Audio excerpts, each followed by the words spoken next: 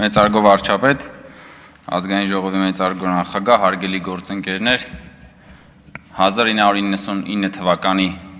հոկտեմբերի 27-ին Կտրիչ Ներսիսյանը ընտրվեց ամենայն հայոց կաթողիկոս։ Պատմում են, որ այդ պահի, երբ որ ահաբեկչությունն արդեն տեղի էր ունեցել, մոտեցել են եւ հայտնել են, թե ինչ է տեղի ունեցել ազգային ժողովում,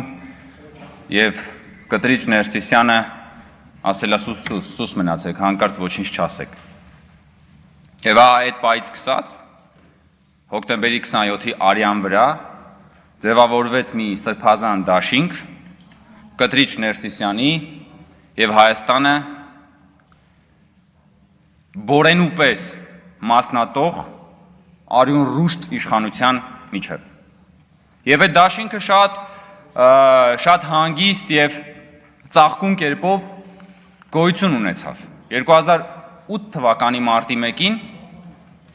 Երևանի կենտրոնում գնդակահարվեց 10 մարդ։ Եվ նորից Կտրիչ Ներսիսյանի եւ օլիգարխիայի քաղաքական եւ տնտեսական դաշինքը մազաչափ անգամ չերերաց։ Եվ Կտրիչ Ներսիսյանը հայ ժողովրդին որևէ կերպ չմխիթարեց ահաբեկչության հերթական ակտից հետո։ Որովհետև այդ սրբազան դաշինքը շատ ամուր էր ու հիմնված էր փողի վրա, ընդհանուր մեղքի վրա, պետության եւ ժողովրդի հանդեպ ընդհանուր մեղքի վրա։ 2020 թվականի նոյեմբերի 9-ից հետո, երբ որ նույն արյունարբու հանցագործները հերթական ահաբեկչական ակտն էին ձեռնարկում պետության դեմ, Կտրիչ Ներսիսյանը կրկին ու սուսի տված նույն խմբակի հետ պահանջում էր Հայաստանի Հանրապետության ընտրված վարչապետի հրաժարականը եւ սրբազան դաշինքը հերթական անգամ փորձում էր ռմբակոծել պետության հիմքերը։ Այս 3 շրջադարձային կետերում 1999 թվականի հոկտեմբերի 27, 2008 թվականի մարտի 1, 2020 թվականի նոյեմբերի 9 վճռական հանգամանքներն էր, որ Կտրիչ Ներսիսյանի եւ որոշ բարձրաստիճան հոգեվորականների եւ օլիգարխիայի միջև կար մի սրբապիղծ ամուսնություն։ Եվ այդ սրբապիղծ ամուսնության այլանդակ հետևանքը Հայաստանում հաստատված գողապետական համակարգն էր։ Եվ այդ համակարգի ամենակարևոր առանձնահատկությունն այն էր, որ այն ժողովրդին շրջանցել էր, որ ժողովուրդը այս պատմության մեջ ընդհանրապես գործոն չէր։ Եվ այսօր էլի նույն բանն է կատարվում։ Ինչ է այսօր կատարվում, պարոն Նազարյանը վերհիշեց 1045 թվականը։ Հայ բարձրաստիճան հոգևորականները հայ օլիգարխիայի հետ կամ նախարարական տների հետ դաշնակցելով 2 անգամ մատաղ են արել հայոց պետականությունը, Արշակունիների եւ Բագրատունիների թագավորությունը։ Եվ այս 2 անգամ էլ ժողովուրդը խաղի մեջ չի եղել։ Եվ դա հասկանալի էր, որովհետև այն ժամանակ կարգերն էին ուրիշ, ժողովրդավարություն չէր։ Բայց պետության կորստի 2 դեպքում էլ գինը վճարել է ժողովուրդը իր 100-ամյա, 1000-ամյա տառապանքներով։ Այսինքն եկեղեցու բարձրաստիճան պետերն ու օլիգարխիան պետության գլուխը կերել են եւ գինը վճարել է ժողովուրդը, որովհետեւ իրանք պահել են ինչ որ ունեին։ Այսօրվա իրողությունների շրջադարձային տարբերությունը գիտեք որն է, որ Հայաստանի հայ ժողովրդի պատմության մեջ առաջին անգամ, երբ որ եկեղեցու բարձրաստիճան ղեկավարությունն ու օլիգարխիան էլի ուզում է մատաղ անի մեր պետությունը, ժողովուրդը խաղի մեջ է։ Ժողովուրդը խաղի մեջ է, ժողովուրդը գործոն է։ Առաջին անգամ Հայաստանի Հանրապետությունում կա լեգիտիմ ընտրված իշխանություն եւ կա ժողովրդի եւ իշխանության դաշինք։ Էսա որ ուզում են քանդեն այս մարդիկ։ Էսա որ ուզում են էլի շրջանցեն ժողովրդի եւ պետության, ժողովրդի եւ լեգիտիմ իշխանության դաշինքը։ Որտեւ իմ մոտ միշտ հարց է առաջացել, լավ, խի Կտրիչ Ներսիսյանը բոլոր օլիգարխների, նախկին հանցագործ թալանչիների արյունարբուների հետ լեզու գտնում է, Հայաստանի ժողովրդի վստահություն ունեցող իշխանության հետ լեզու չի գտնում, ո՞նց է սենց։ Ո՞նց է, որ բոլորի հետ դու լեզու գտնում ես, բոլոր սրբապիղծների հետ լեզու գտնում ես։ Բայց ժողովրդի իշխանության լեգիտիմ վարչապետի հետ դու լեզու չես գտնում։ Ուրեմն պրոբլեմը ժողովրդի հետ է։ Պրոբլեմը ժողովրդավարության հետ է, որովհետև ամեն անգամ, երբ որ եկեղեցու պետերը գնացել են օլիգարխիայի հետ մատաղ են արել այս պետությունը, շրջանցել են ժողովրդին ու հետո հաշիվը փակել է ժողովուրդը իր հազարամյա տառապանքներով, այսօր ուզում են նույն բանն անեն։ Ու այս ամբողջ պատմությունը սա է։ Ամբողջ պատմությունը սա է ու ամեն անգամ փորձ է արվում ջարդել ժողովրդի եւ իշխանության միջև գոյություն ունեցող դաշինքը։ Ամեն անգամ։ Եվ ամեն անգամ նրանք իհարկե այս սրբազան, այսպես ասած, բայց իրականում արյունոտ դաշինքը հանդես է գալիս մի նոր կերպարանքով։ Եվ այսօր Կտրիչ Ներսիսյանի վեղարը նման է մի մարտագլխիկի,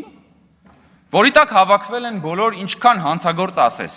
օլիգարխներ, նախկին թալանչիներ, դուրսպրծուկներ, սրբապիղծներ եւ ընտրապիղծներ, հիմնադիր ընտրապիղծներ, բոլորը հավաքվել են այս վեղարի տակ որպես մարտագլխիկ, եւ այդ մարտագլխիկով ուզում են կրակել պետության վրա։ Եվ երեք այդ մարտագլխիկի տակ սահուն կերպով հայտնվեց նաեւ բանը, Հետի սեփականատեր Սամվել Կարապետյանը, որին այսօր Գառնիկ Դանիելյանը մի մեծ խանդաղատանքով էր վերաբերվում, ասում է ես նրան չեմ ճանաչում, բայց ոնց որ թե հմայված էր Գառնիկ Դանիելյանը միջև իր վերջին բջիջները բանով, այդ բարերարով։ Բա որ ժամանակին ձեր իշխանության ժամանակ գործարար բարերարներին ունեզրկում էին, խլում էին այդ մարդկանցից իրանց ունեցվածքը, իրանց քաղաքական գործունեության համար, բա ուր էիր, խեր պապանձվել։ Դու ու քո շեֆերը, բա ուր, բա խի չեք խոսում դրա մասին։ Հիմա այս ելույթը հաստատ լսում են ու լսելու են մարդիկ Հայաստանում եւ Սփյուռքում, ովքեր որ թալանվել եւ ունեզրկվել են Ռոբերտ Քոչարյանի եւ Սերժ Սարգսյանի հանցավոր իշխանության կողմից։ Մենք խնդրում եմ այդ մարդիկ թող Գառնիկ Դանիելյանին մի երկու բան պատմեն իրենց անցած ճանապարհի եւ իրենց ունեցած փորձառության մասին։ Էդ ուր էր Գառնիկ Դանիելյանը այդ ժամանակ։ Չլինի ինքն էլ էր 23 տարեկան, ոնց որ այսօր ասում էին ինքը չէր հիշում, Եղոյանի մասին էին ասել։ Եկել եք ինչ եք խոսում, բան եք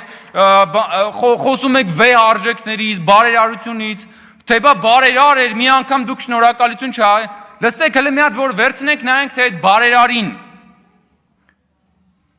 պետության սեփականությունից, ազգային հարստությունից ինչքան բան ա տրվել, շուկայականից տասնապատիկ, հարյուրապատիկ էժան գներով։ Հետո ինքը մի թուլափա ինչ որ միտեղ մի հատ բան ասարկել, այսօր բերել եք էդի փորձում եք հասարակության վրա ծախեք։ Հա? Կամ խի եք բարերարության հույսին մնացել։ Այսինքն դուք ժողովրդին բան եք անում, ժողովրդին հարստահարում եք, կանգնեցնում եք աղքատության շեմին եւ հետո սկսում եք բարերարությամբ այդ ժողովրդին պահել այդ բան համակարգի մեջ, հա? Անընդհատ ձեր ձեռքին նայողի մուրացիկի կարգավիճակում եք ուզել պահել։ Ու այսօր ժողովուրդը ինքը բնականաբար որպես ինքնիշխան քաղաքացի ինքնա տերը այս երկրի եւ ինքնա տերը ժողովրդավարության։ Եկել է եւ Հայաստանի էլեկտրական ցանցերի մասին ասում եք, հա, բանը ինքը հանդես եկավ եկեղեցու աջակցությամբ եւ միանգամից սկսեցի քաղաքական հետապնդումներ, ոչ։ Ամիսներ առաջ ենք ազգային ժողովում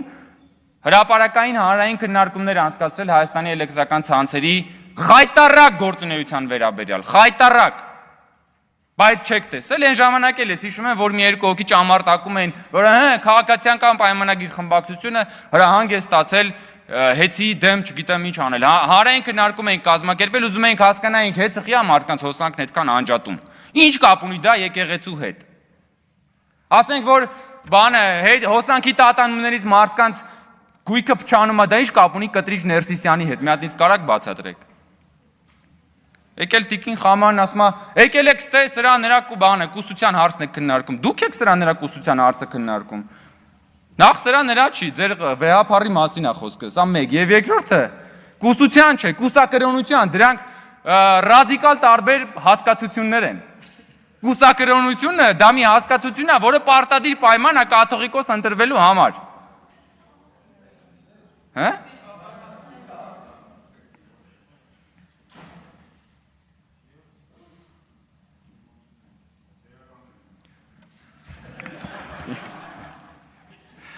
Սիրելի հայրենակիցներ, ես իհարկե նաև առիթ եմ ունենալու խոսել